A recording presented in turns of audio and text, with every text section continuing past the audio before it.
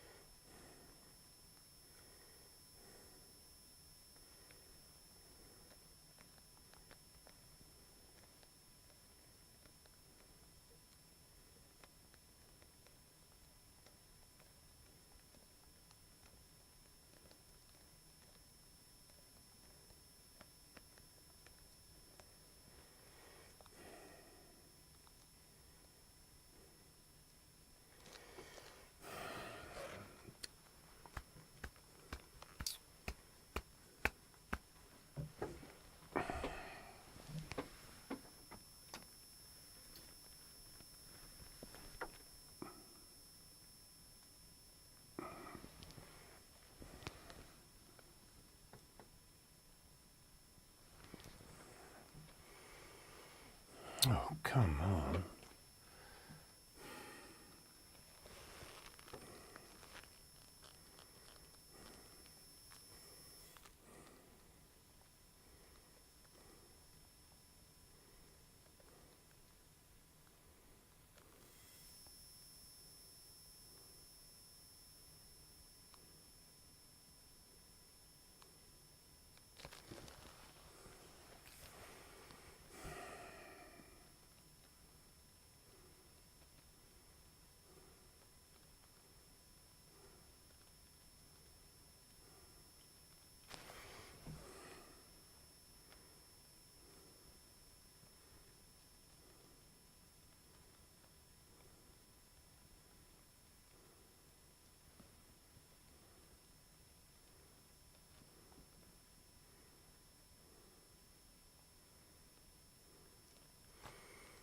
We're on.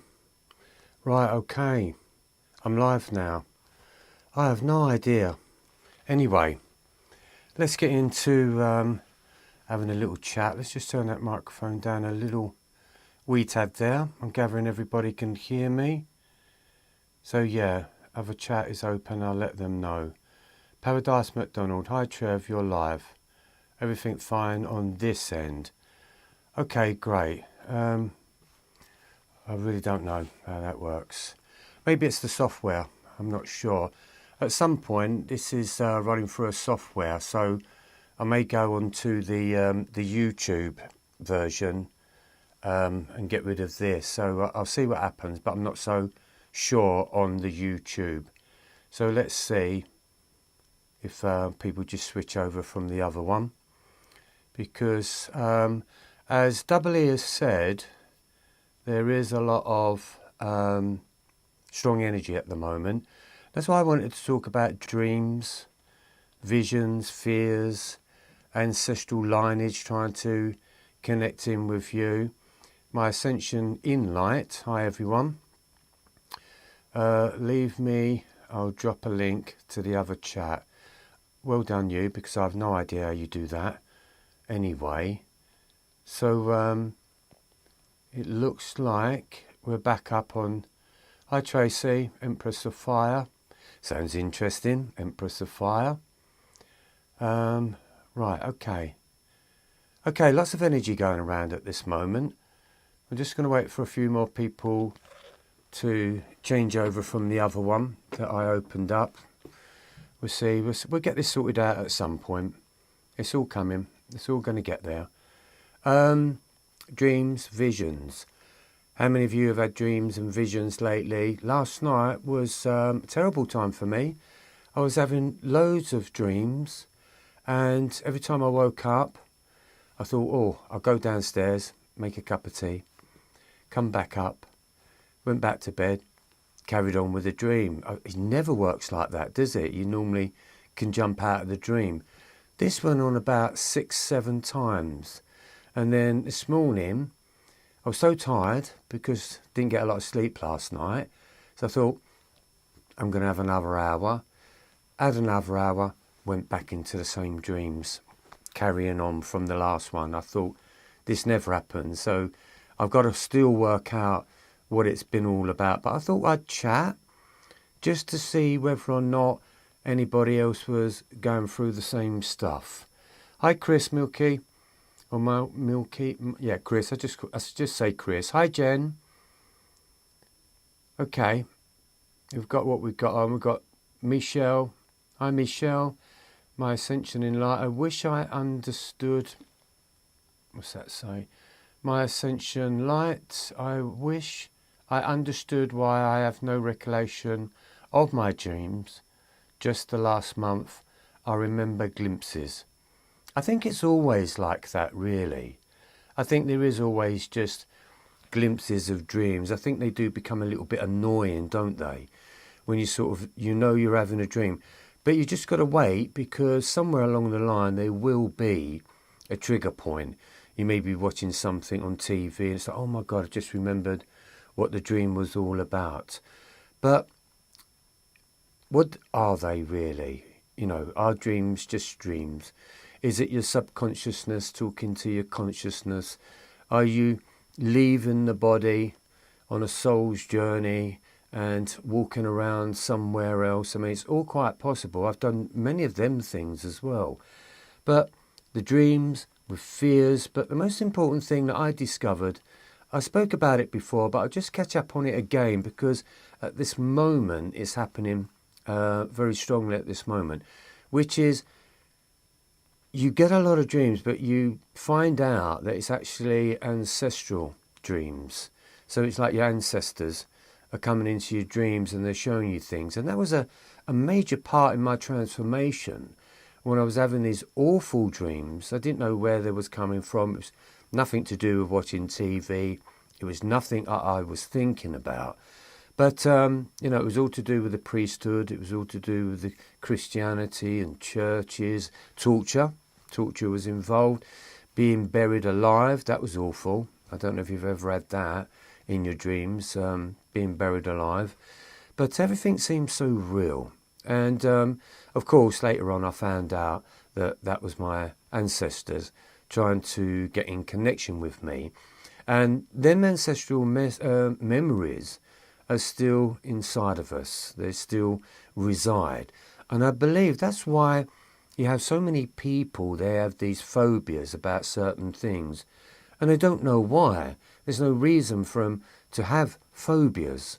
But I think phobias are carried on through the lineage. And so therefore you're picking up a phobia from someone in your family lineage which is still connected to your soul. So never bypass that sort of idea about where the dreams are coming from. And if you can, as I always say, try to write them down. Try to remember as much as you can. But I think the most important parts of dreams is, how do they make you feel? I think that is the most important part in a dream.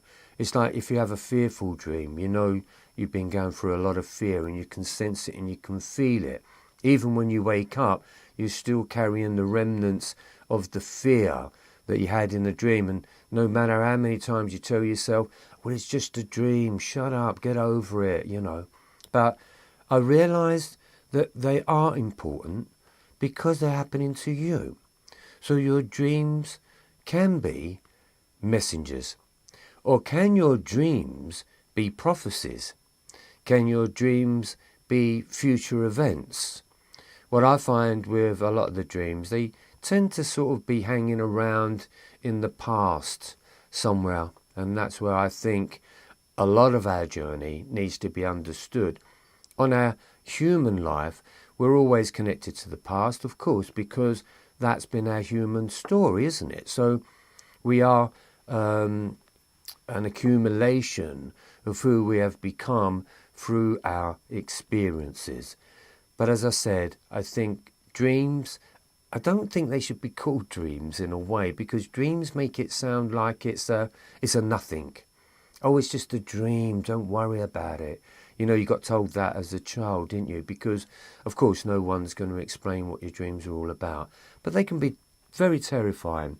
So let's see if anyone else has had a good old dream, or what they remember of their dreams. Do they feel that it's a future thing that's coming up? Is it something to do with the past? Even if your family, when you have dreams about your family and they're no longer here, for me that's the connection into the spirit world. And how many of you again wake up in that what we call the witching hour? It's not the witching hour, but we do call it that. It's that 3 o'clock in the morning when we tend to wake up. I do a lot of writing at 3 o'clock in the morning. I find that is when I feel it is silent. I feel like no one's awake, and it's so nice to be able to connect to the heavens, to the planets. And at 3 o'clock in the morning I can be standing out in the garden, just looking up, just feeling the energy of it, and I just love it. I think it's a beautiful moment. I think it's when the vow, or there's a thinning of a vow, where you can kind of get in connection with either your soul or your spirit, and most importantly, your ancestors, people that you once knew that are not here now. So let's see if anyone's had theirs. Subconscious signals, yes, they do come up within the subconscious. The subconsciousness is all about, it's like a filing cabinet. It stores everything. It knows everything about you. And so therefore, sometimes your subconsciousness comes to the forefront of your consciousness and lets you know that there's still some fears that we're needing to look at, because we're all being led to believe life has been very fearful. The spiritual journey can be very fearful. The awakening has been very fearful for a lot of people, because we're always scared of what we're going to become. I know I went through a terrible time of awakening, and I was very scared of who I would become, because everything was new. So I didn't know. I didn't know what my identity was going to be. I didn't know what my job role was going to be. I didn't know what my mind was going to be thinking. I didn't know what my emotions were going to be feeling. So in the dreams, a lot of it can be based upon your awakening. They're trying to awaken you. And as you know yourself, when you're in a scary dream, you're trying to awaken from the dream, aren't you?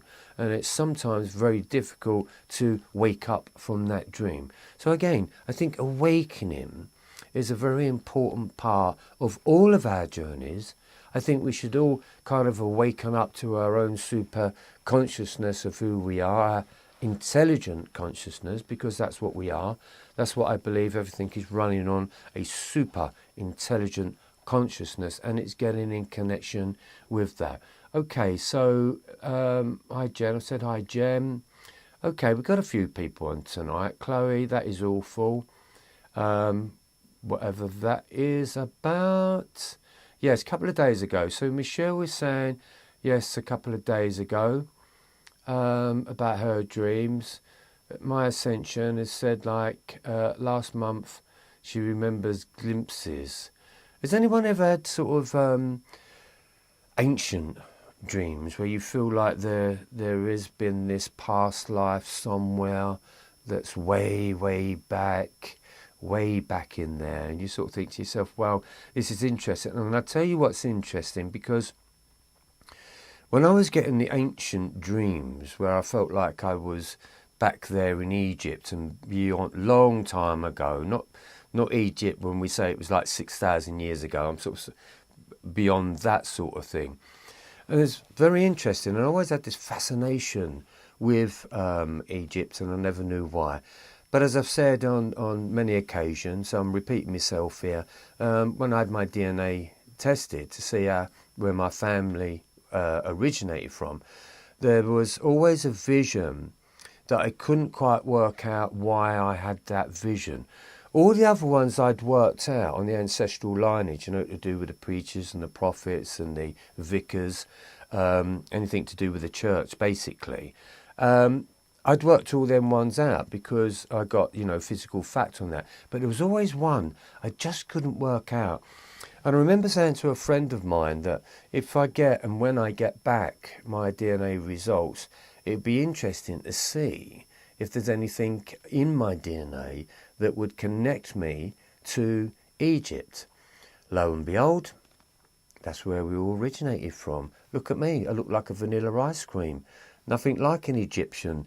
So my family originated out from Saudi, Egypt, Iran, Israel, this Middle Eastern type of energy that came from there and then travelled right across Europe. And here I am in the UK. So I found myself as being English now.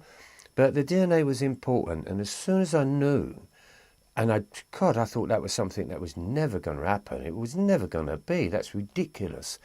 And then it connected. So then because of this dream that I had that was very, very real, and this dream was always about teaching the arts of healing. And it was teaching the art of non-fear. And as children back in the day, we used to communicate with the water a lot. Not sure why, but I remember sort of finding the communication of water being quite hilarious. It was fun. And talking to the fish, and I think way back then there was some sort of dolphin that was around at that particular time.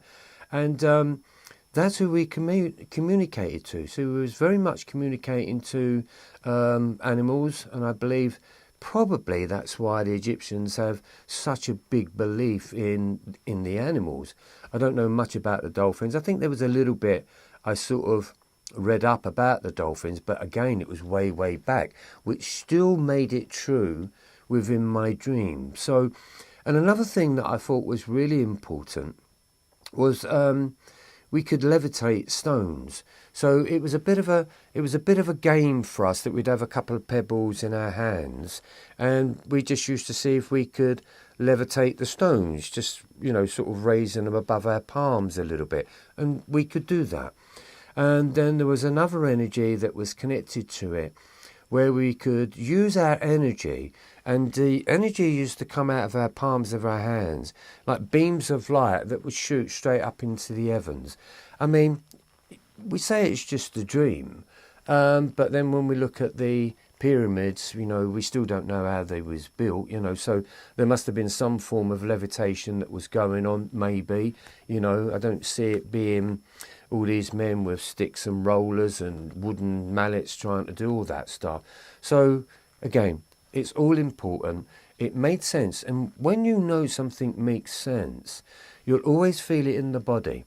If there's something that you've got that's a bit of a mystery, this is what the mystic's journey is all about. It's always a bit of a mystery. But once you find the sentence and you sort of connect to that dream or that vision, you can say, well, maybe it was this. And you listen to the body and you think, no, body didn't respond. And then you say, well, maybe it must have been this then. And then you feel the body responding. It's like, oh, body's just said yes. So it's connected to that. That resonates. That makes sense. And that's how you build a repertoire of your dreams. But you're also building a repertoire with your own DNA, with your own inner library. It's all to do with that. When you ask the correct question, the body will respond. It's like a lie detector test, really, because when we do well, I've never had one, but I mean, when people have lie detectors, they put a pad on your finger, which is obviously connecting to the pulse or the energy of your body, and it's gonna make a jump, isn't it? Well, you don't have to have the lie detector on, but when you're healing, or you're trying to understand something about yourself, or you're trying to work out what had happened, you're trying to find the truth about something, you get to learn and you start to be in tune with your body as if you have got the lie detector test on your finger, and you can actually feel your own vibration jumping up and down. And that's how I always say, that's where the body is telling you the truth in one way or another. So it's very good to listen to that. Precognitive, says Double E. Chloe, yes. Or past life experiences. You can say past life experiences, but yeah, is it your past life? You know, I used to believe in the past life. I thought, you know, when I was getting all the visions, I thought, oh my God, I must have had a past life, you know. Maybe this is who I was before, and, you know, but I find that a little bit hard to swallow now because, in all honesty, how many of you would want to come back? Would you choose to come back, or would you be forced to come back? But if your option at this moment, you're saying to yourself, God, there's just no way I'd want to come back, then you have to ask yourself this question, well, would you want to come back then? But we all believe in the past life because it gives us some form of excuse or some sort of an answer. But is it an answer? I need to know a little bit more than that. But again, it wasn't until it all connected up and I started to discover books of my family and my ancestral lineage and where they was, what they was doing, what was their job, what was the importance of who they were. Once I found all of that out, it just made sense with all my dreams. So they wasn't my past lives, but they were my ancestors' past lives. And so therefore, them past lives, of course, they're in my body, they're in my DNA. It's the very substance that's created me, you know. So the DNA has been passed on, and passed on, and passed on. And they do turn around and say, I think it's, don't quote me on this, but I think they now know scientifically that within our DNA, I think it goes back 20 generations. So they've worked it out that there is 20 generations of ancestors that are in your DNA. Because your DNA is like a data stick, a data bank. And of course, it's the source of your creation and it's the source of your information. It tells everything about you. It knows everything about you. And of course, we can create another one of you from your DNA. So I don't go with the, maybe it was me that was the priest. No, it wasn't me that was the priest, you know, because when you look at the time difference of some of these things that's going on, it's just, I would have to die and then come back sort of thing, you know, straight away. But that doesn't add up for me, especially when it comes down to being a medium, you know, because if it was all about past life, then we wouldn't have mediums that were connecting into people that are in the spirit world. You just wouldn't be able to connect in with them because they just wouldn't be there, which would then mean that the spirit world would technically be empty. There'd be no one there because they'd all be back here doing another lifestyle. And people, children, they believe, you know, there's many stories of children that are talking about the past lives, and they have, you know, great information about somebody or where they lived and what they were doing and all of these things. To me, that is still spirit connection. That is still a child that is connected to spirit. Basically, that's mediumship. So they're picking up on the spirit that's around them, or they're picking up on the spirit when they came from spirit and they came to the planet.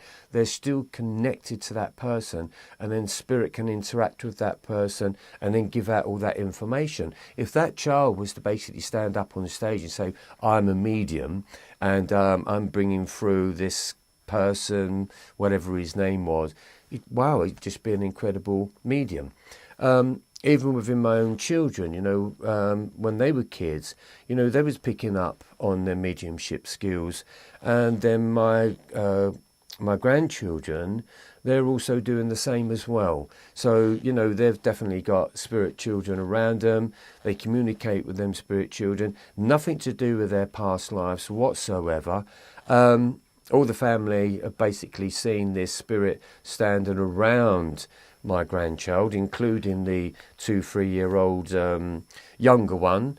They can all see it. So it's a fascinating subject. And if any of you really go back into the story of who you are, what is your earliest memory of a spirit connection? I can take mine back way, way, way, way back on understanding spirit connection. So is that past life? No, it was me still being connected to the spirit from where I came from. And I prefer that story. It works for me, because once we start saying to people, you know, in your past life you was in a fire, and so therefore that's why you've got no hair, for instance, because it was burnt. Let's put it that way. I kind of don't run with that stuff.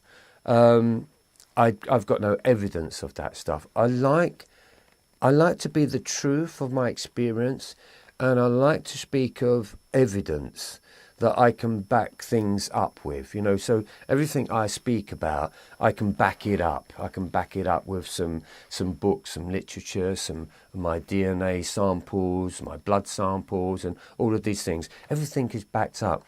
And I think this is the most important thing on the planet. The human being has become redundant, and once AI kicks in, it's going to be even more redundant. But I think a lot of people on the planet, they you know, we hear many people turn around and say, oh, the gift and the power is within you. You know, I've said it. And of course, we don't believe that. We're just human beings, and, well, what am I? What power do I possess, you know? But I've found that the beamy as being the power and the gift, you know, and why not? You know, you're living and breathing on this planet, you're having an experience, but we always want to give credit somewhere else, but we're never given enough credit to ourselves that we are good enough as we are as a beamy. And that's your gift, and that's your gift that you should honour. Whereas we got a lot of people, got many different identities, they believe in other things, you know, and so rightfully so, that's down to them to do that. But for me, it's always been about discovering your own truth. And once you discover your own truth, then you're kind of set free from the programming of the human being. Okay, I do that a lot, said Chloe. Persian Princess, hi Persian. Hello, beautiful souls. Experimental Persian Princess, 20 sets of great-great-grandparents, and I don't know any of their names. So it's 20 sets, is it? So that's quite a few generations back. Divine Beginnings. Would love to connect with my grandma who passed over 2 years ago. Okay, Divine Beginnings. Whenever do you think about your grandma? You're going to say quite a lot. Well, that's your connection. That's it. That's how it works. That's mediumship. You know, I always sort of say, if I'm washing up and I'm trying to clean something, you should be in the moment. You should be cleaning whatever you're cleaning. And all of a sudden it's like, oh, just had a memory of me nan. And when me nan, you all of a sudden drift off and you're thinking about your nan. That's mediumship. That's how it works. That's what happens when I used to get up on the stage, and I used to stand there sort of thinking, oh my God, what am I doing? And then just wait for a spirit or somebody to come close into me. But that's how it is. If you listen to the mediums, that's how they speak. Oh, I feel like I've got this elderly woman here around about 70, 80 years old. She says her name's Edith, and she used to do this, used to do a lot of washing up. Maybe she worked in the canteen. Do you know, it just all connects up. As soon as you think about that spirit, you have just connected. But maybe you're sort of looking for that physical form to come in. Because don't forget, with mediumship, you've got clairsentience, clairaudient, clairvoyant. So you either see, you either hear, or you feel. Most people forget about the feeling. Most psychics, mediums generally work on feelings, because if they was truly seeing them in their clairvoyance, I mean, they could literally explain everything about them, but they don't. They just kind of bring in bits, because a lot of times spirit stands here, and the reason why it stands here, or it comes in close behind you here rather than round the front, is because we're so used to the five sense realm. As soon as it switches into this realm, it sort of kind of disappears. And that's why we see it from the peripheral. And most mediums connect and work from the right-hand side. So if you ever get a connection to the right-hand side, you are actually tuning in. always talk to your spirits. Always talk and let them know what you're up to, what you're doing, and feel that connection within yourself. And then sometimes you never know. I mean, a lot of people do get this one. When they see a grandparent sitting at the end of the bed, it always seems to be that way, doesn't it? And the reason why that's happening is because you're in a different form of space. So as you're coming away out of that dream state sleep, I think it's something like you're in delta mode, where your energy sort of changes and everything changes, and that's when you get that glimpse of spirit. So it's being able to go beyond the five sense realm, and that's where you start to see spirit. But I would hate to see them all the time. I mean, this house, they're in and out of here all the time. It's just ridiculous. Somebody was talking to me the other day, and they were talking away. And I was in the front room, and I said, "Who are you talking to?" She went, "Where are you?" I said, "I'm in the front room. Where are you?" She went, "I thought I was just talking to you in the shed." I go, "No, I'm not in the shed." "What do you mean you're talking to me in the shed?" She went, "Well, I thought it was you in the shed." So she was seeing that very physical, but looked very similar to me. Could have been my brother, actually. Would like to connect. Yeah, you are always connecting. Divine beginnings. What tips do you give children to help them connect? Believe them. Believe them. You know, if you're obviously divine beginnings, you've got a connection to it.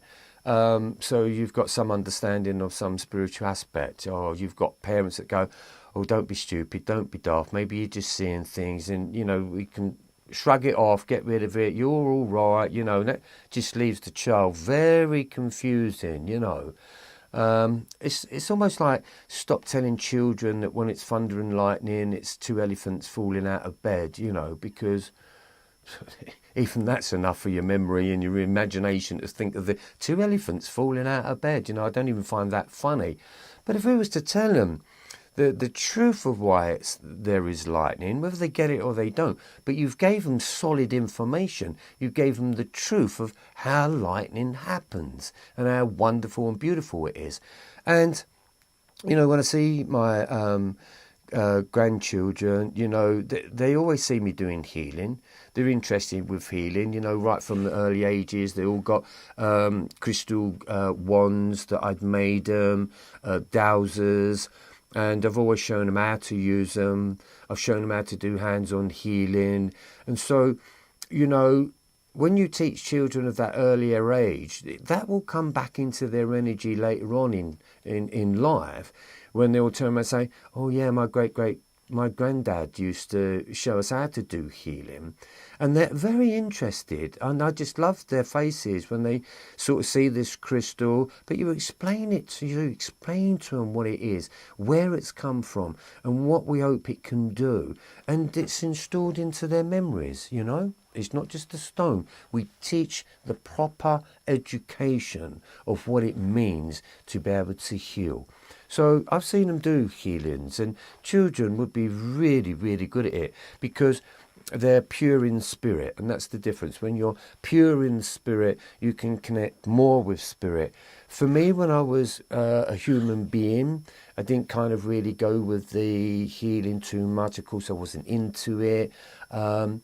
But what happened for me is that I had to get rid of the human being, because the human being in me was going to be the block that was saying, "Oh, you know what, I just really don't believe that." So that's the block.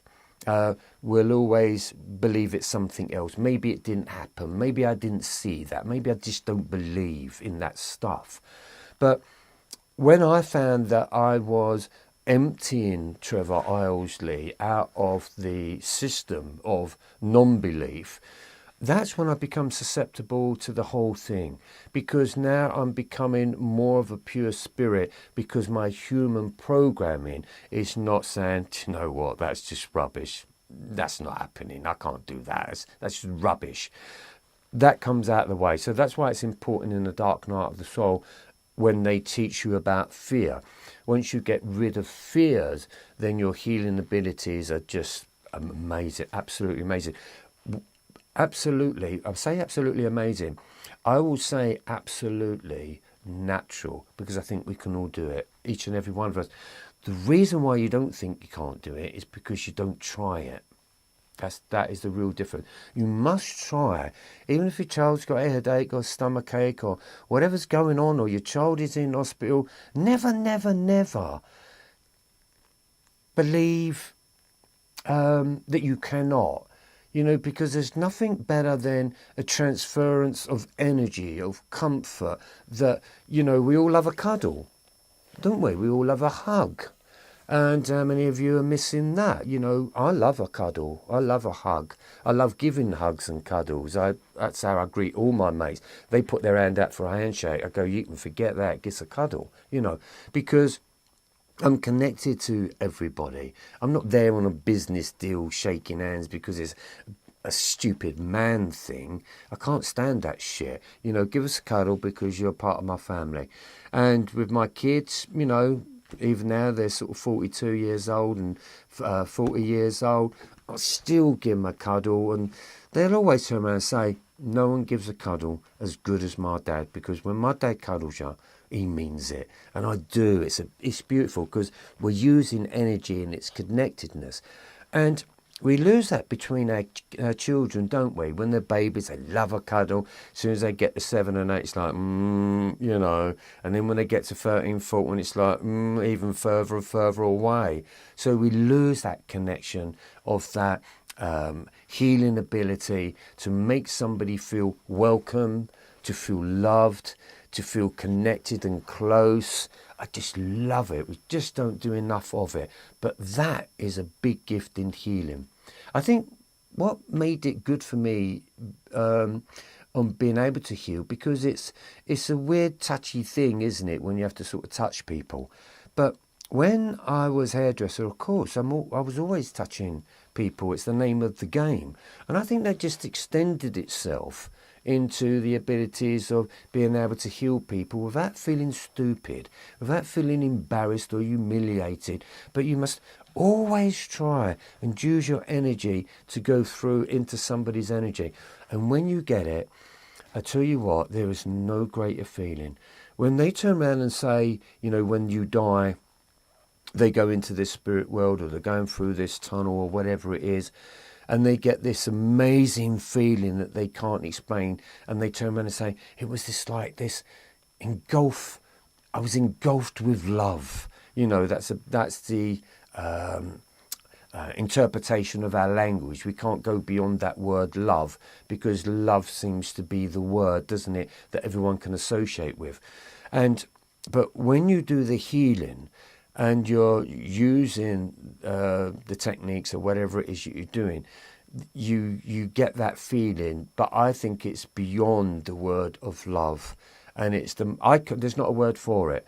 It's the feeling, and it's an energy, and it's a vibration, and it's a frequency. That's it. There's no English or whatever foreign language you are, there's no word for that incredible energy that we feel. I tell you, it's absolutely amazing. You just know that there is this incredible power, and it just emanates through the body.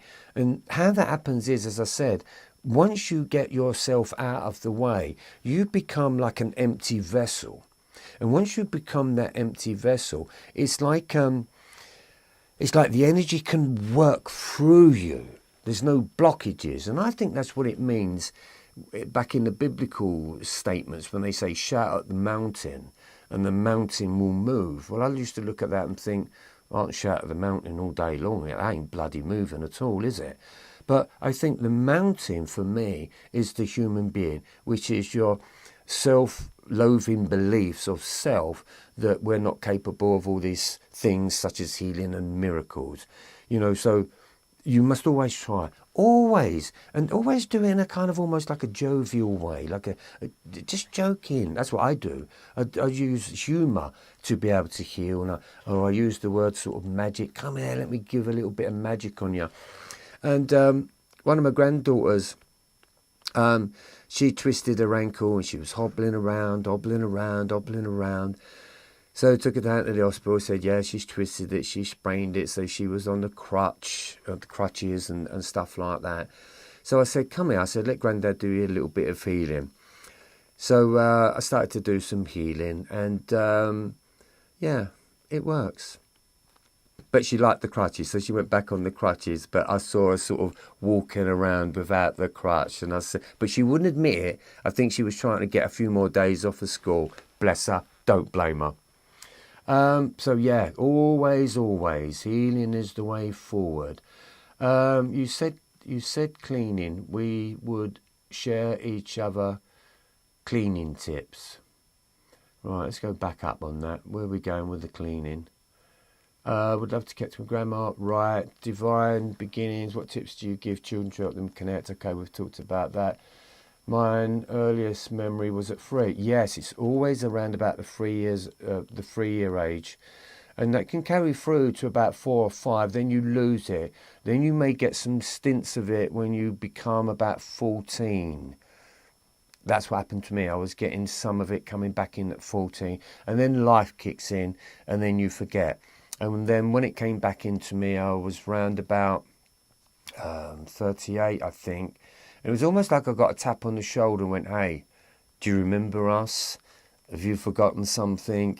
And then that's when it all come flooding in. And then that's when my life completely changed, because it was trying to connect me back to something that was natural in the first place.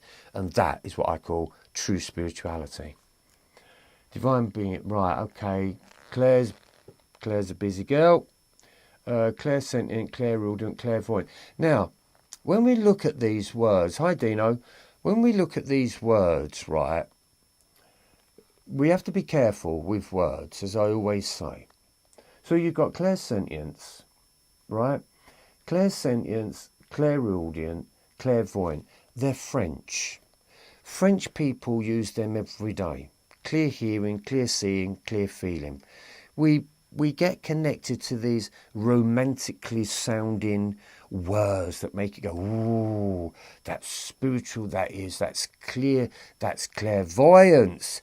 But I bet if most French people go to the opticians, they'll say to you, got clear vision, clear seeing, can you clear see what you're seeing through the, do you know? They will use that form of clairvoyance. It just means clear seeing.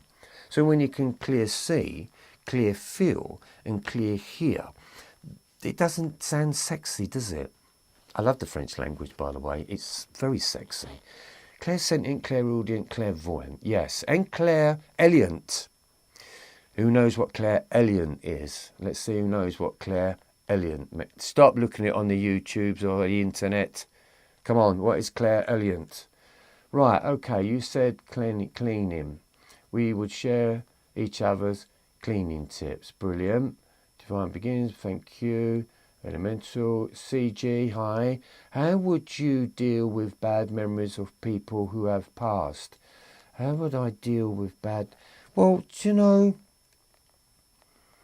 I could say I have a lot of bad memories of people that passed, but I don't connect to that as the past memories passed. I kind of looked it upon as that once they're gone and dead, that's it, end of, never to be thought of again. So I don't deal with bad memories, but if you've got, if you're being haunted by that, then of course that's stuck in your own memories, that's stuck in your own journey. And that would be something that you would truly need to heal, because it means you're carrying stuff from the past. It's so easy to do that. I know what you're saying. You know, when we've got bad memories of people who have passed, but I don't give them the thought. I don't give them the time of day anymore. And trust me, I've got a lot. I had the horrible stepfather thing, you know, horrible bastard, you know, fighting for my life, basically. And then when we got older, he couldn't fight me any longer. Right, we've got Tracy, Empress of Fire. Telepathy is real.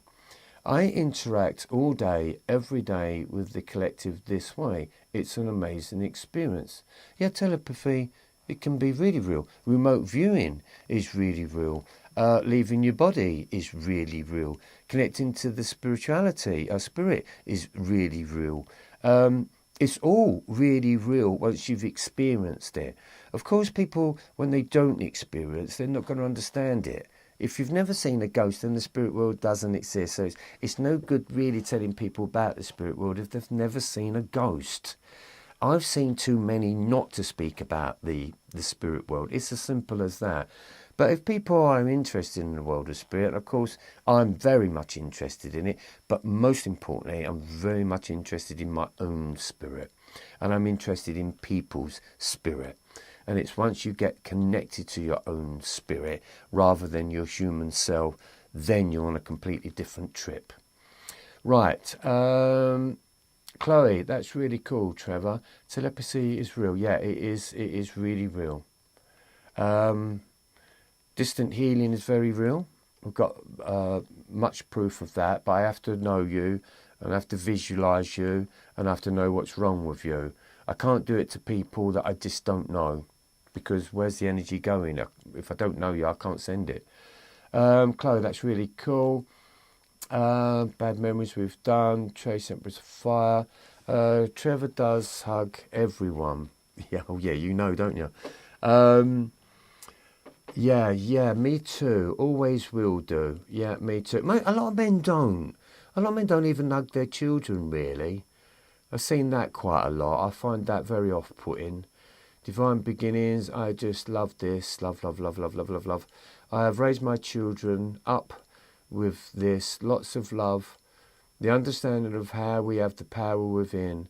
Our hearts can help heal. Always wondered how and if they will use it. Yeah, they will. Be for sure they will use it. It's like anything, you know. God, as someone said earlier on, bad memories and stuff like that, 40 years later, you're still remembering it. So if you're giving good vibes and you teach about healings and stuff like that, yeah, of course they remember it. Even if they've seen you using the tarot cards. The kids, they'll have no idea of what they are, but later on in their life, because they're in your DNA, because they're in your makeup, there will be a moment when an energy will come in and go, oh, pack of tarot cards. I'll have a little look at them. Reminds me of when my mum used to do them. That's how it worked. It's how it worked for me as well, back in the day. Yes, it always comes back up.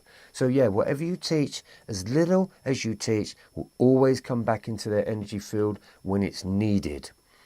Okay, so we have Dino Salis. Dino, the lie of romance. Explain yourself, young man. We all love a little bit of romance. So where's the lie? Where's the lie in your romance? Let me know on that one, because I think romance, I love romance. I think there's not enough of it. Whatever we call romance to be, I think romance is a beautiful, beautiful feeling. Romance is a lie. Okay. Virgin, what a treat. Bless you. Trev, hi. Hi, the Virgin. Chloe, I participate in a remote viewing class every weekend for years now. Is it good? Everyone doing it? I mean, let's face it, the CIA use it, the FBI use it. And that's why, back in the day when we was working on the TV, being top psychics in the country, they was checking in on us. And that's a true fact, that was. Because they was trying to figure out who they could borrow for a little while. Or maybe go missing for a little while. No, but it is very, very true. It's really, remote viewing is good when you know what you're remote viewing, or you're knowing where you're going to, and then you can get confirmation either from your sister or your mum or your dad or something. It says, okay, well, I was remote viewing you yesterday and you was out in the garden doing this, that, and I go, yeah, I was out in the garden at 2, 3 o'clock, and, you can confirm everything. But when you're sort of remote viewing, especially when you go off grid or you go off planets, it's really hard to get some confirmation back that you're actually remote viewing and you're just not using imagination. Again, I always love truth. I always love things to be backed up. Always remote view backwards in your own life. You know, always look back because that's that's remote viewing in a sense. You know, if I said to you now, all of you, right this second, go back to when you was 5 years old. Everyone got it? You back there? Can you see yourself at 5 years old? Do you know where you was? Do you know what you was wearing? Do you know what your hair looked like?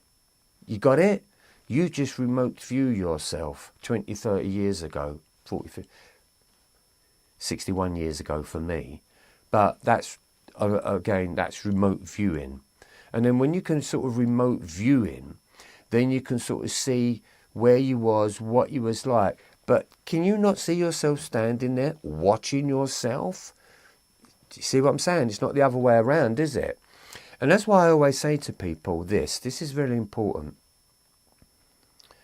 Most people live in the past, right? Because the past determines who you've become.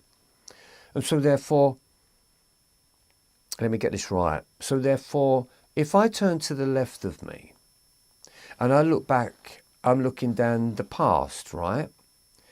And sometimes when I kind of want to look this way, that's when I'm sort of looking towards the future, right? That's how it works. Can you sense yourself doing that? Work with me in a minute. When you sense yourself looking to the left, you're looking down your past timeline. When you're sensing yourself to the right, let's say you're going on holiday in a month's time, you're looking that way. You're looking ahead, or you're looking down that way, basically, which means away from your past. Now, when you want to know your journey when it comes down to healing, this is what people do, but I'm going to turn it around for you. People, I did it myself, you know, with healing, you tend to sort of work back this way, go, okay, well, that happened a year ago. That happened 2 years ago. That was like 4 or 5 years ago. That was 7 years ago. That was when I was 10. And you go further and further back, right? And so therefore, when you're healing and you're trying to heal trauma, you're trying to heal your experiences out of you, that's what you tend to do. And that's why people fail, or they stop, because that's that moment when they turn around and they say, oh my God, healing is like peeling back an onion. You know, you peel back an onion, you think, shit, it's still an onion, and I'm going nowhere closer down into the core. Right, what I want you to do, I want you to do it the other way around. I want you to go back to when you was 3 years old, and then look at yourself from the 3-year-old, and then look that way. And then as you look that way, you can see everything. Everything works out. It comes out in a completely different way. Try it. Hopefully I've made sense. It's just a little quick idea of how I was doing it. Yeah, true. Thank you, Trevor. Chloe, I participate in remote viewing for years now. Right. Despre. I dreamed my father that recently passed away was visiting me, and it was so real. I felt a love that stayed with me since. He was happy. Does it mean he is at peace? Was a sudden death. Thank you. Yes, don't doubt that, what you've said there, because you've come out with something very positive, very beautiful. But then you've got that part that says, does it mean he is at peace? And I will say to you, what does that energy tell you? Answer yourself right now. What does that energy tell you? Can you feel that as being the peace? I think you're saying yes. Let me know. But never, never doubt what you're feeling. What you're feeling at any given instance with any form of mediumship, in any form of healing, the mind will kick in and start to doubt. That's human programming. Never, ever doubt the feeling. When I did mediumship shows, do you know what everyone wanted to know? was they all right? Everyone. Everyone in the audience. And I had to stop the audience. I go, listen, stop. Don't say that because that one said it, because she said it, because he said it, and they said it, and that.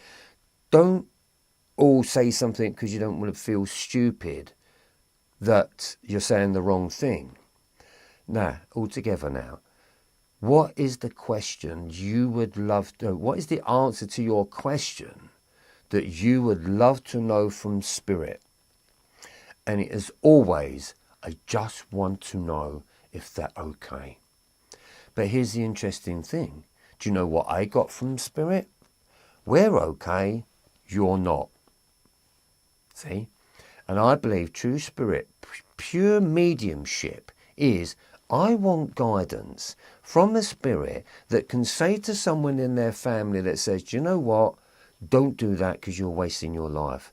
Don't do this because you'll never understand what love means. Don't do this, that's not healing. Don't say that because you're just being hurtful to yourself. Do this because you'll understand your anger. Do this and this to clear your mind. Do this because this side of this planet, this side of this realm is amazing, but it is determined in how you're going to leave it.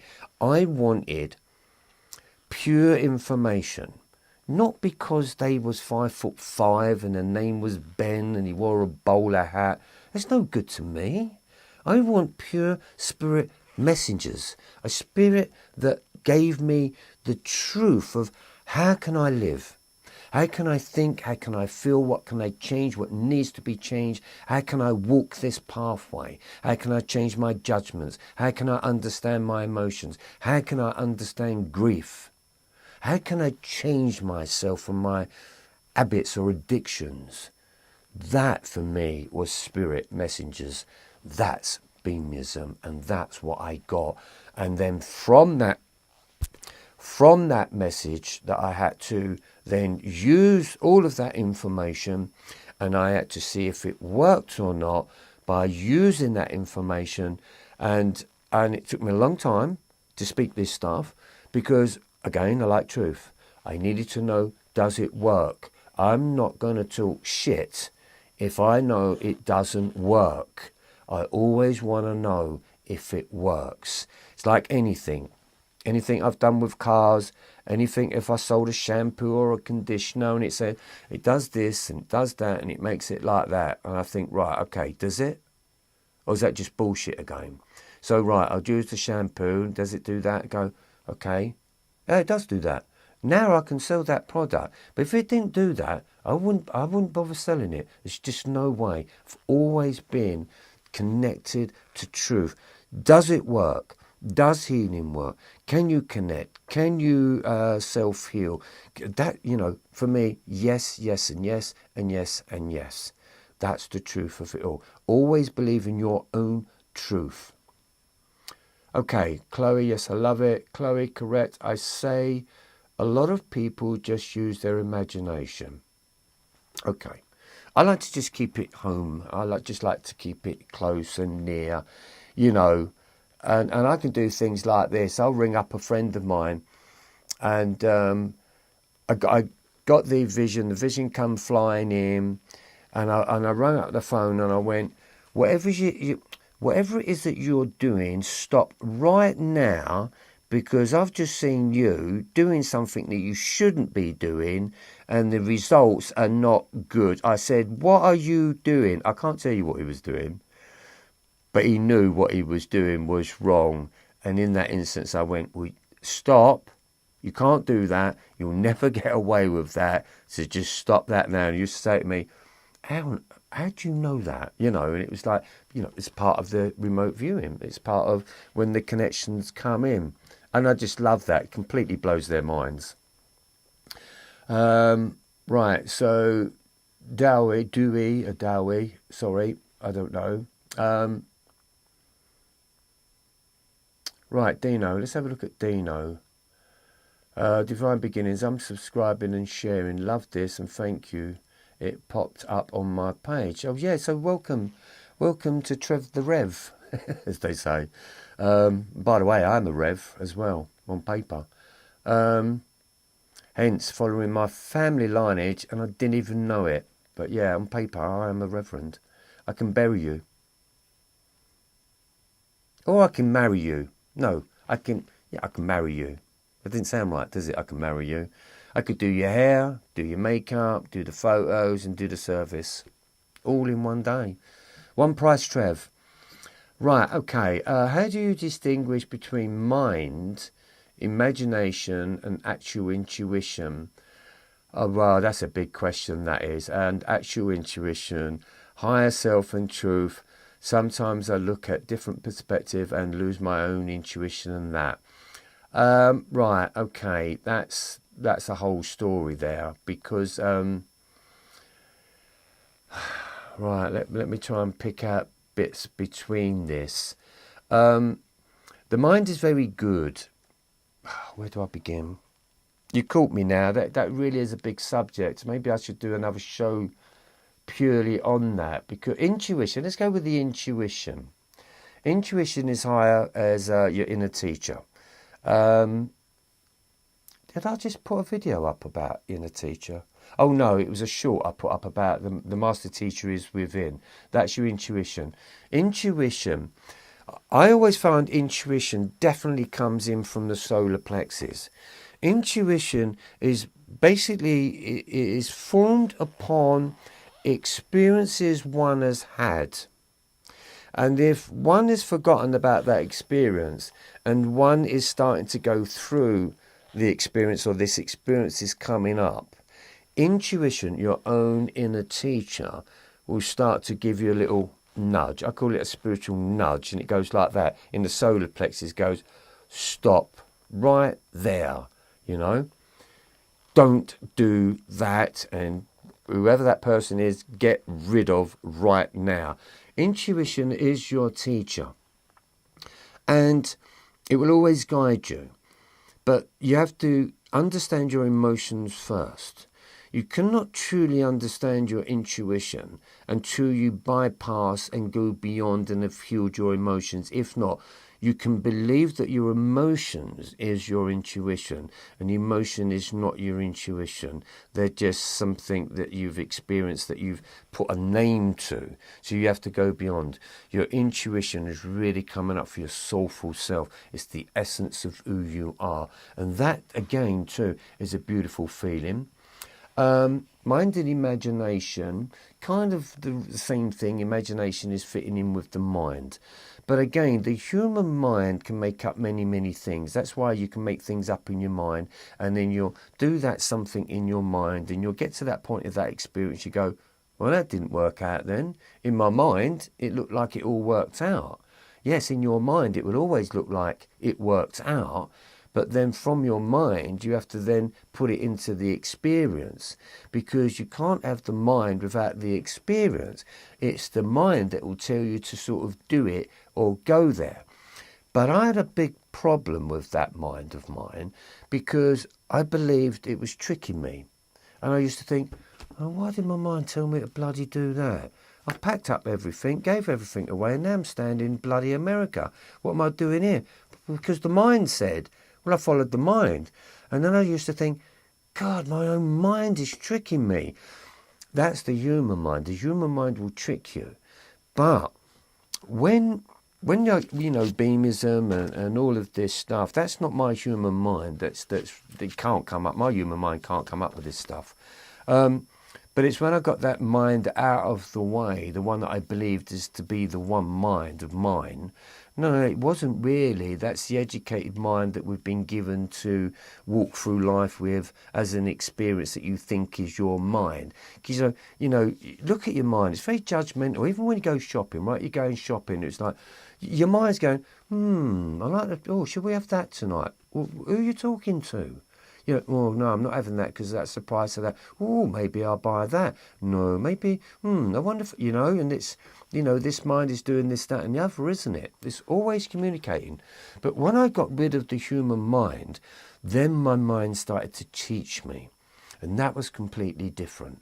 And so therefore, my mind and my intuition started to work together as teacher and pupil. And then the soul kicks in, right, which then becomes the master of your teachings, because you are the soul of souls. You all are the soul of souls, souls of souls. And then that's when it takes you into your higher self. So your soul of souls knows where it's come from and it knows where it's going. That becomes your higher self. Now, some people can say that your higher self, not some people, I say that my higher self is me. My lower self in this physical realm is Trevor. It's human. But my higher self gives all of this information. So, now, it has been said that there is another part of us that is still connected into somewhere else, right? In another dimension. You can call it the spirit world. And I've heard them words before, and I didn't know whether or not that was true or not until I then realised that in dream state I was getting this incredible information that was coming through. And as I was coming out of that incredible messenger language, knowledge, wisdom that was coming through, I was waking up, I instantly went, shit, I'm communicating with myself from a different level. So I can't dismiss it, because I've had an experience that there was another me, or the higher self of me, that was in a different dimension that was guiding me in this. So it was an exchange of information. And what that information does, it comes from the higher self. It then permeates the body. It then permeates your human self. And then you start to understand what has been given. And it's like, and if you get anything from the higher self, it can come in from the 7th to the 6th to the 5th to the 4th to the 3rd to the 2nd to the 1st chakra. And you can feel it. And then so therefore you'll get this, wow, call it a light bulb moment. Call it a light bulb moment. You'll get this light bulb moment. That's when it's connected into your 6th chakra point. And then you say to yourself, oh my God, I've just lost that light bulb moment. Now you're just talking it in from the 5th chakra point, right? But every time you get a light bulb moment, it slips through into the body.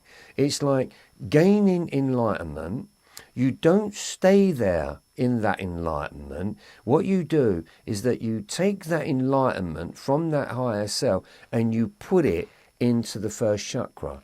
And then you build up from the 1st chakra, 2nd, 3rd, 4th, upwards with the forms of enlightenment. See what I'm saying? So when you get energy coming in from spirit, or you get a divine connection that comes in, it filters through your body to connect in the correct chakra. That's why you'll have this feeling of bipolar. You get it, you lost it. You get it, you lost it. You might be traveling from 3rd chakra point, which is all about trusting the story, and then you go into the 4th chakra, which is about loving the story. Let's just keep it that simple. And then you love the story, and then it slips down the ladder, because mine is called the Be Me Lot, the Body, Mind, Energy Ladder of Truth. Be Me Lot. And then it slips off that run of that ladder, slips into the 3rd, and you go, shit, God, I thought I really had it. So people can ring me up, back in the day, there was whatever day they rang me up, say, how are you today, Trev? I say, oh my God, I'm great, I feel good. It's like, I feel really, really good. They might ring me up 2 or 3 days, they go, how do you feel? I go, not so great, not so good. So it kind of comes in, you lose it. It's okay though, it's part of the pathway. Then you drop it. And then a little while later, you can kind of get it back. And then you drop it. And what that is doing, you're stepping in between 2 energy chakras. It's like stepping from the material and the spiritual, and the material and the spiritual. And I used to find myself stepping in between 2 worlds. And I thought, God, is it this one or is it this one? Bloody make your mind up. So then I used to balance myself and go, right, okay, let's get this right. I'm going to keep 1 foot firmly in the material world, and I'm going to keep 1 foot in what I call the spirit world. So that's Be Me Self. This is human self. So then I used to gauge myself if something was happening, some reaction, some drama, some thought form, some form of feeling. I used to say to myself, is that human, or is that from my Be Me Self? If it was human, I felt it in the lower chakra. If it was from my beamy self, I felt it in the higher chakra. So when information of higher intelligence was coming in, it had to filter through to get down to 1, my ego, chakra 1. 2, it used to feed my chakra 2, which was all about my emotions. That's how it worked for me. And it worked. And that's how I got to clear everything up. Loads of love arts flying up there. So, okay. Tell me if I'm talking too fast, because I feel like I'm on a... God, an hour's gone already. God, I could talk all night. Right, Chris says, good question. Great questions. Send great questions. We can do great answers. I get a gut feeling. Yeah, people call it a gut feeling. If I don't listen, I stub my toe. Yeah, that's true. Or whack my finger or something. Yeah, people get gut feelings. But when you sort of go beyond gut feelings, it becomes something completely different. Your body, it's an incredible being that we just ignore. We truly do. We can fix it. We can speak to it with intelligence. Thank you, Trevor, and everyone. Yes, I do feel he is at peace. There you go. Can you now be at peace? Yes, you can be at peace. It's beautiful. Feel the energy, feel the beauty. Now, if you ever feel that again, that's going to be his calling card. So if you're driving or you're washing up, as I said, just keep it simple. If you, whatever it is you're doing, and all of a sudden you get this intense feeling of peace, know that that's your Father next to you. Got it? Got it. Okay. One of my friends, oh, this is double E. One of my friends is a registered hypnosis therapist. She says the finger twitch when you ask yourself. She says the fingers twitch when you ask yourself questions. Okay, so that's her form of her intelligence connecting back with her. We've got Merle. Welcome to the show. Never seen you before. Thank you, by the way. Ernest. Welcome, Ernest. I have not had a dream since childhood. Can you help me understand why? I don't think I can answer that for you, Ernest. No, I can't give you an answer to that. Not at this second. No, I can't give an answer to why. Only you can answer that for yourself of why you believe that you haven't. Not everyone dreams. I don't know. I mean, there's 8 billion people on the planet. I just don't know.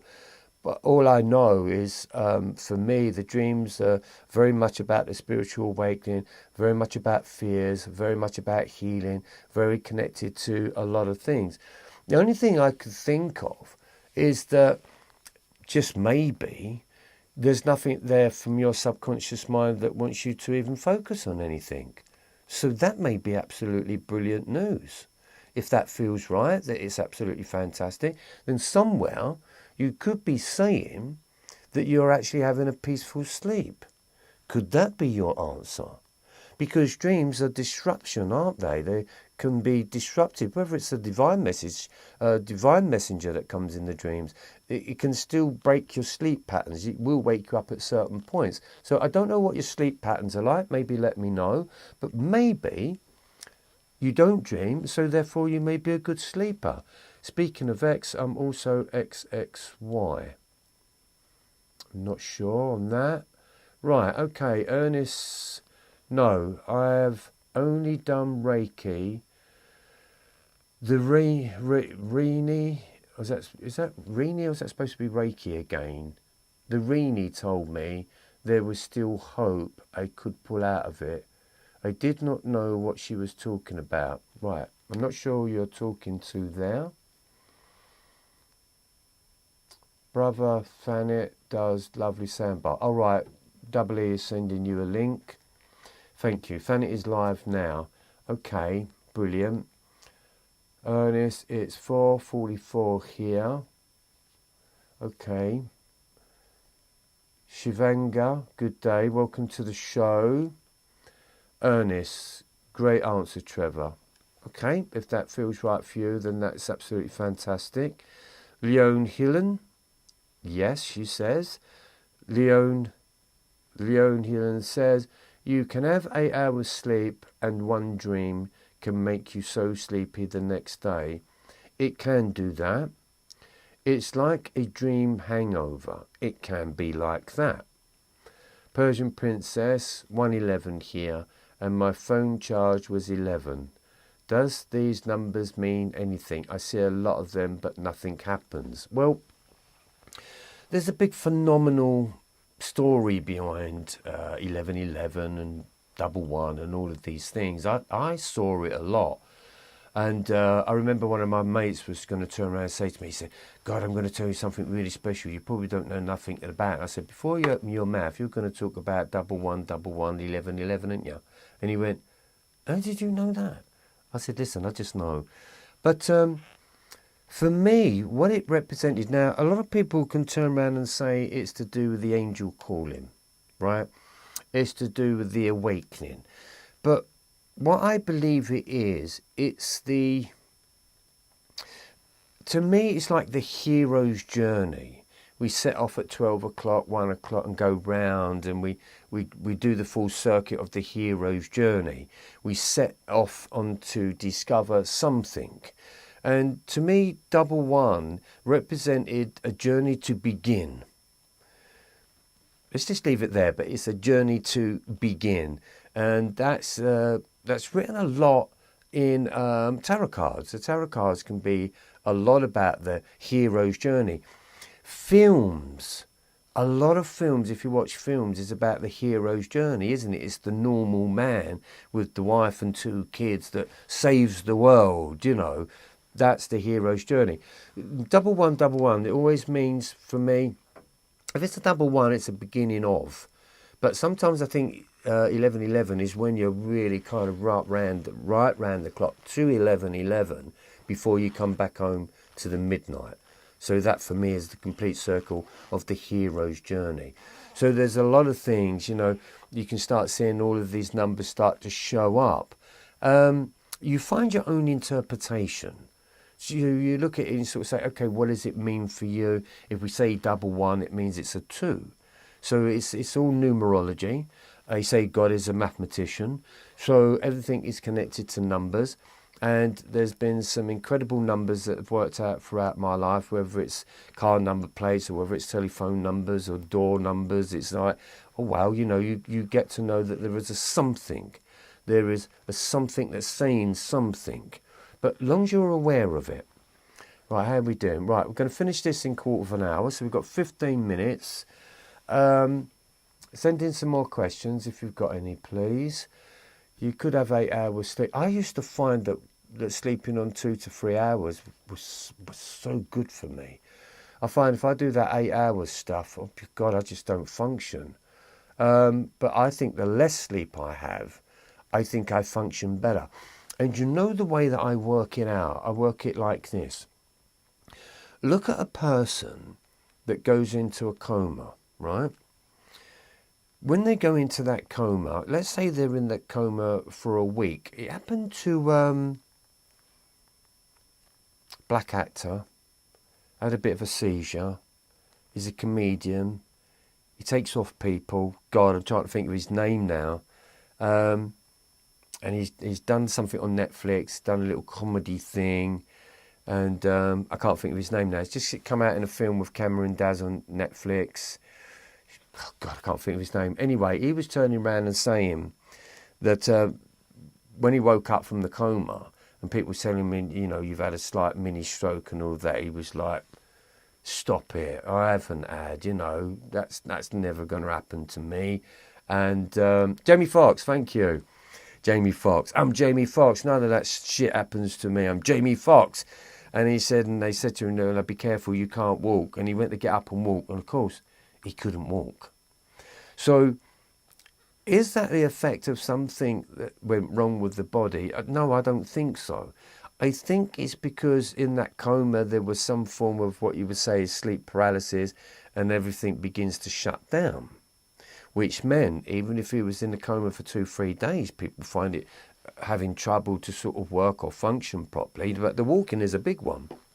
And so if he was kind of having 8 hours of sleep, in some slight resemblance, would that make you feel more tired when you woke up? For me, I say yes. Because how many of yous all went out clubbing till 6 o'clock in the morning, knowing full well you had to go work at 8 o'clock? I did. But in that 2 hours, I was okay. It was great. I'd still done sort of like 8 to 10 hours of hairdressing, and I used to think it was brilliant. So sometimes I think that too much sleep actually puts you into a paralysis, and that you can't function properly and you can't move properly. That's what I believe anyway. Thank you for that, Jamie Fox. What's your thoughts on synchronicity? That's a big one. That's another subject. Synchronicity is bang on, it is amazing, it is fantastic, and it's all to do with your soul. In synchronicity, in your human story, we don't get to understand too much about your synchronicity. It's just life. Shit happens. That's what we say. Drama after drama.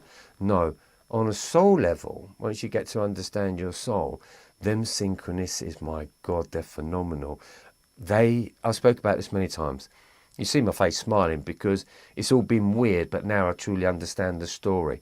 And synchronicities they're weird in the beginning because you say, well, that's a bit strange. That's funny how that worked out. That's funny that's gone there and that's done this, and it's like you think, that's really weird. But then once you kind of get used to it, the weird becomes the normal, because you know it's the soul that's doing the journey, and you're just following the soul. It's not the other way around. You're following the soul's making you go here, and so therefore you'll see it as synchronicities.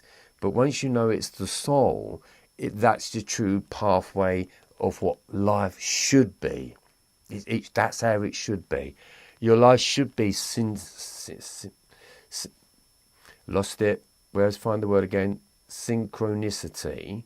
Your life should sync up. There should be synchronicities all the time, and it's beautiful. If not, it's just called drama and bullshit and rubbish and here we go again. How many of you go, we get a good moment and we get a bad moment, and we get a good moment and a bad moment? It's all correct. It's how it should be. It's how it goes. But when you get the synchronicities, I find them fascinating. Loads and loads and loads. Your story becomes like a chapter, a book of synchronicities, not a book of dramas. What is your perspective on colours during meditation or resting? I do often see the colour velvet during these moments. The colour velvet. Isn't velvet a fabric? Velvet? Have I got that wrong? Or velvet? I've got a velvet jacket, but it can be blue, black or green. Is that right, what you're talking about there? I do often see the colour velvet. Somebody explain to me that. Is there a colour called velvet? I'm not sure that I know the colour velvet. But what is my perception on colour during meditation or resting? I truly believe in the vibration of colour. Through the chakras, we all know it goes from red to violet to white. The rainbow is the same sort of colours. You know, there's only so many colours on the planet, and then there's a mixture of colours on the planet. So you've got main colours, you've got sub-colours, and then divisions of colours. Colours are very much important. Somewhere we was talking. I was talking about it the other day. Literally, somebody couldn't get pregnant, and somebody said to her, "Have you ever worn orange?" You know, because we're coming up in the solar plexus there. And she said, "I love orange, but I never sort of get to wear too much of orange." So she said, "Well, why don't you start wearing orange? It could be underwear, it could be a T-shirt, it could be anything. Orange trousers, it could be anything." And a couple of months later, she was pregnant. So I truly believe in colour. I love colour.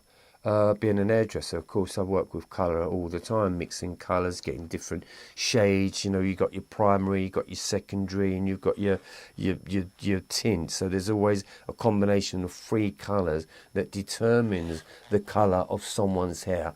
No one's hair has just got really one colour, other than sort of real black. Really, it's just black. But we've all got different undertones and subtones of what makes up hair. That's why sometimes when you colour your hair, it can go red or it can go more copper, and you think, oh shit, why has it done that? It's because you didn't use something to counteract the copper, and now you've got double copper, right? So it's all counteracting colours that become neutral, which is correct because the world is very colourful. And so therefore, a colour against a colour can become a neutral colour. One cancels out a different shade of colour if it's the opposite, right? And so therefore, healing is the body, the beamy, visualization of colour. It's a vibration. Red vibrates at a slower speed, hence a slower density of matter. And of course, as we go up the energies of colour, we start to feel lighter and lighter and lighter until we get to white. But white contains, if I've got this right, all the colours. Even when I used to spray cars, and you would open up a tin of white, and in there you would see like the swirls of blues and reds and all these other colours, and you think, oh my God, you know, what's going on? Why is all these other colours in there? But there were certain colours in there that actually made up white.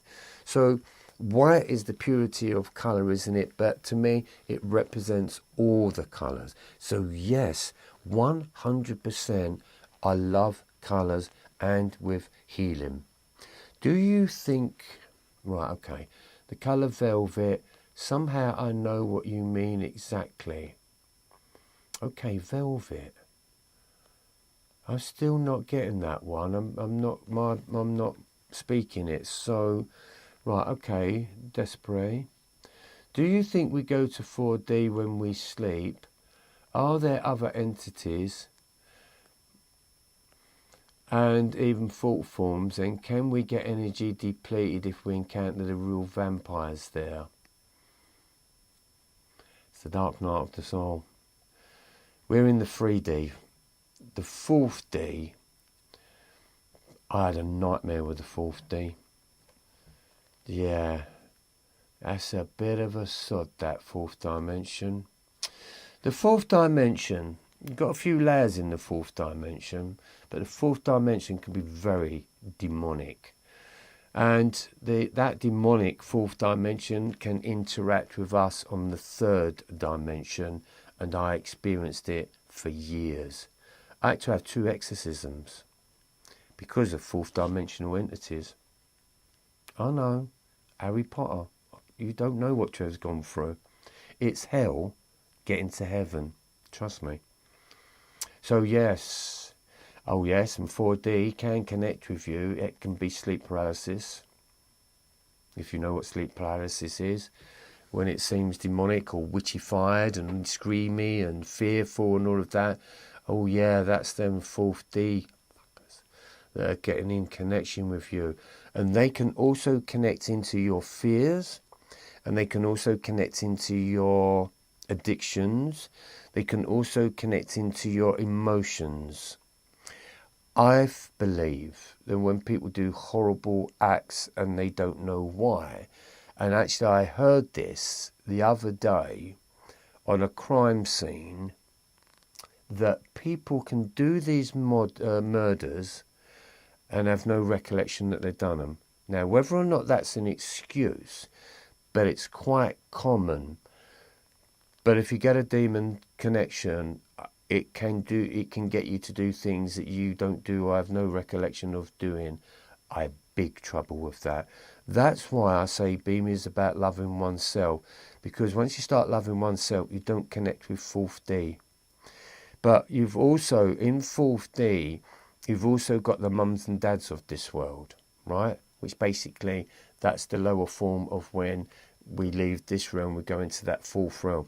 So mediumship can be working on fourth dimension, right? Now, why can they be in the fourth dimension? And I'll tell you for why. They don't come from high. They didn't love themselves. They don't come from love. They've never really experienced it. They're just normal. It's just the normal human programming. They're above the demons. They're below the fifth. That's where we connect in. They're just, we can pick up that connection and go, I've got your mum here and a dad. So there's nothing bad about it. But there is a lot of people that went into that fourth dimension that were complete fuckers, really. Arseholes. They reside there as well as. So, yeah, love. So velvet's turned into violet, is it? Okay, so we can have violet velvet. Yes, I get you now. Violet. Right, I don't know what the question was. Violet, maybe. Well done, doubly. Okay, violet velvet. It's a lovely word, isn't it, velvet? It's a lovely material. I love velvet. Right, okay, what's your perception colour? I've done that one. Okay, we can start winding this up. That is very interesting. The colour velvet. Right, you've answered that. Can't remember what the question was on the violet. Of course, violet for me comes up in the 6. Yeah, 6 chakra for me. I love the colour violet. I love all colours. Never dislike a colour. If you do dislike a colour, that's where your healing needs to happen. We came here to experience all colours. There's no point in saying that you don't like a colour. Love all colour, and then that's great. It's like, yeah, love all colour. Yeah, that's coming up on your 6. Sometimes people can call it purple. Some people like purple, but I like the more violet-y colour because it's edging off in towards the white and it's coming away from the purpley colour, which has still got some blue in there. And as we come away into the violet, we're starting to loose away some of the blue, which will come from your 5th chakra point, which is all about communication. So violet, yes. If you get your visions from there, your thought forms from there, your light bulb moment from there, your pineal gland is there. There's the pineal, I don't know what country you're in, pineal. I'm having trouble with words today. We always say it's here, but really and honestly, it's inside, in the middle here. So it's never really quite there. It's connecting in more than just here. It can project here. But here for me is coming from a strong sense of consciousness, an intelligent consciousness here. And once you connect into that 6 on an intelligent level, that intelligence teaches you about your intelligence. Oakley's mum. Welcome to the show, Oakley's mum. I had dark shadows attack me in my dreams until I learned not to fear. I just spoke that, so you're right. At first it held my mouth closed. Yeah, that happens. But finally got out. I am not afraid of you, and they stop. So did my memory of my dreams. I've gone cold with that. I've just got a resonation. That's not even a word, Trev. What are you talking about, resonation? All right, well, I've just made it up. It's a new word. It's called resonation. I just got a feeling of vibration that just come through my legs, a swirling of coldness. That's spirit for me. So if you get cold shadows, no.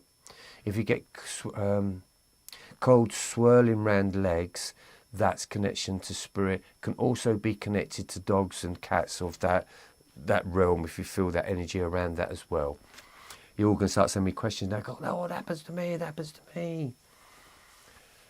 Right, yes, that's right. And yes, that's why love is important. That's why love is so important. So well done you, Oakley's mum, because that is perfect healing.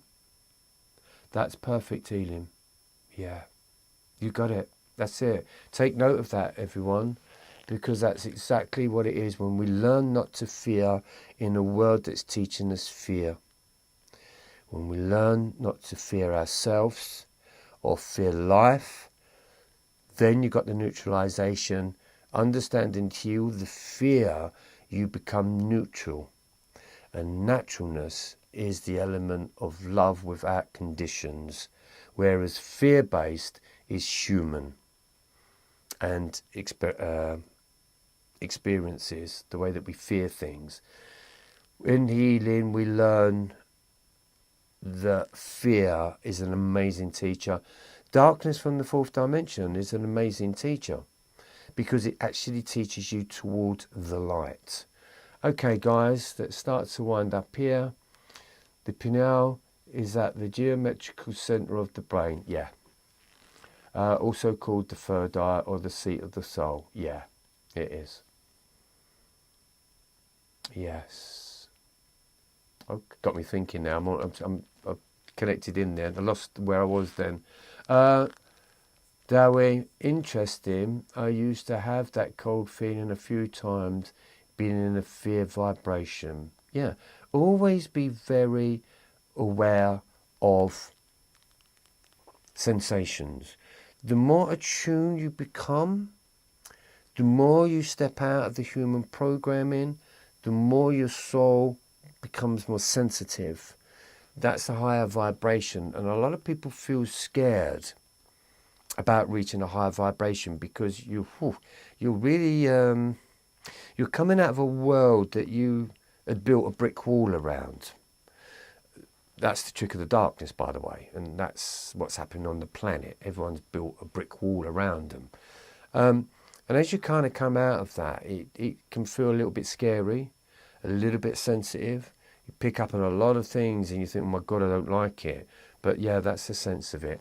I get the leg swells. I know it's my dogs. Yeah, there you go. TH. So when I have dreams of past relationships or experiences from years ago, they are trying to keep from overcoming my past fears or mistakes. If so, how do I get them to leave me alone and have no power? Right. I have dreams of past relationships or experiences from years ago.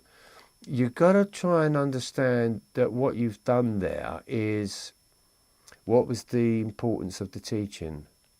What was the importance of why they was in your life? What is it in the way that you acted, reacted, behaved, attitude, temperament? So if you're being haunted, in a sense, it's a kind of almost like a haunting from past relationships and experiences from years ago. They're trying to keep from overcoming my past fears. They are teaching you about your past fears and mistakes. That's where it comes in. So did you go beyond that? Have you learned about that?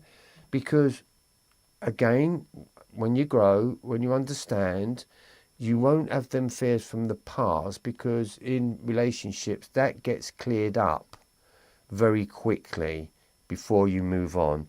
So there is no past connection to that, and that's what happens. In the unconscious world, we have lots of past memories and fears and things that have been brought to you. So something is being brought to you from your subconsciousness, and it's reminding you of. It can also mean that at that particular time you're thinking of them, they're probably thinking of you. But it's how they're talking about you that could be the problem. But no, as you grow as a being and you evolve as a being, this stuff gets cleared up pretty quick. And so therefore you don't actually carry that past along. So yeah, decide what it means for you. And then once you've decided what it means to you, then that's your truth to it. But it's a lot to do with things that you missed or you could have changed, but it's too late now. But you can try and understand it. So I would say there's probably some healing that needs to be done, because when we connect with humans, there is still a connection to that. It's like, if I get a strong thought form of somebody, it would take me a little while to sort of think, okay, is it me that just wanted to think about them? And I think, no, it wasn't me that was thinking about them, but they've just come into my mind. So they could be thinking about me, or they're not on this earth plane, and they've left the earth plane, and they're connecting to me from the world of spirit. So again, totally different things.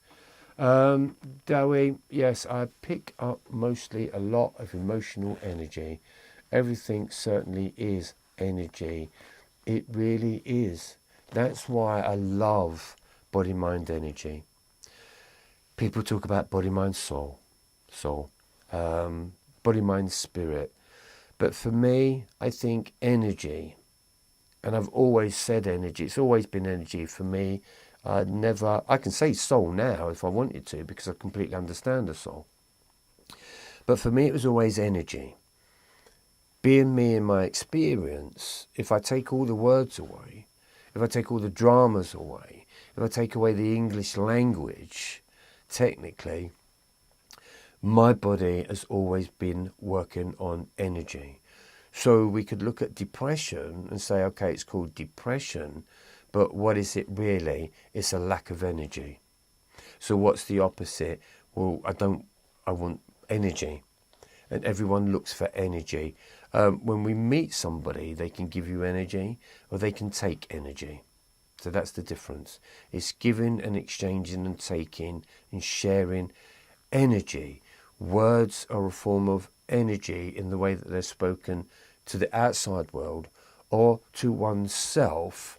They are forms of energy. Always believe energy is your greatest barometer of who you are. Right, we've got, you see so much. Yes, I pick up most of it.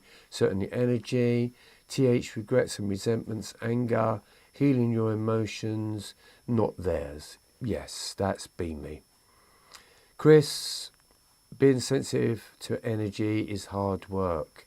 Yeah, it can seem like that because you become like a shark in the ocean. It can smell blood so many miles away, and that's what happens. And you've got to be very aware of whose energy you're picking up on, and you've got to be very aware that you're not believing it to be yours. Say, for instance, for me, I could be standing in a group of people somewhere, and I think, oh God, I've got a headache. No, I'll tell you a true story. I was standing with two guys. Can't remember their names at the moment because it was quite some time ago.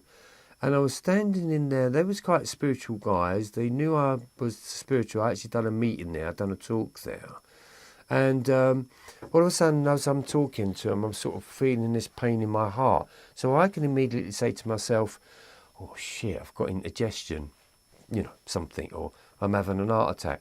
But because I'm attuned to who I am, I immediately put my hand and my finger on the guy in front of me and said, you've had a heart operation, haven't you? And he just looked at me like that.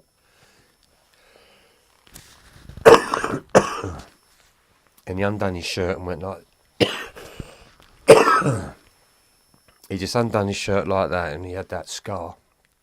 And he went, how did you know that? I said, because I just felt it. And I said, also, you've got a tattoo of Jesus on your left arm, haven't you? And he went, oh, come on. He said, what's going on here? How on earth do you know that? So again, it's when you become attuned and when you pick up, I've got cold swirling again. That's with me, I'm talking the truth. It's a true story. When you become attuned and realise that something is not happening because it's yours. Say, for instance, I can be picking up and go, I don't feel well, I've got an headache or something like that. And I think, no, I don't believe that to be mine. So I'll ring up one of the kids, and 9 times out of 10, the one I ring up, I go, how's your head? And they go, oh, Dad, I've got a bad migraine. I say, right, okay. As soon as I realise where that has come from, mine disappears. See? It's a very strange way of looking at it or understanding it, but it does become that. So therefore, there's a lot of things you can think that's happening to you. And a lot of the times, that's when you go to the doctors and the doctor said there's nothing wrong with you. It's because you're picking it up. You're picking it up off somebody else. Right, guys, let's end this now. We've done 1 hour and 44 minutes. Great questions. Hopefully you've understood what I've been talking about. You know, the greater the question, the greater the answer, I suppose, the more I can teach you. Yeah, so we've had a nice little interaction now. So I say my goodbyes to everybody. Thanks for the new people that have come on board as well. So, you know, like and subscribe. If you've got anyone that you know that could be interested in listening to me, I talk about just about everything spiritual, everything human, everything about healing, from emotions to ego to higher self to divine self to demonic self, from depression into the dark night of the soul. So all the questions are there. I'm kind of, probably won't be, what's today? Tuesday? Well, probably next one I'll probably do Thursday. I'll leave a day and then come in a day. I'm trying to get that connected up and hopefully working properly so that we can start to get something going on a little bit more regular. But hopefully it's gave you some insight, it's gave you some knowledge, it's gave you some wisdom, but always, as I always say, believe in yourself, believe in your be me, as I believe in my be me. So be me, be you, be me.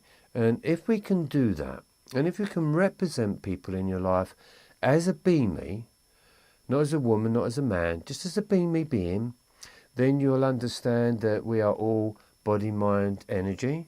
You will understand that we're all having a body, mind experience.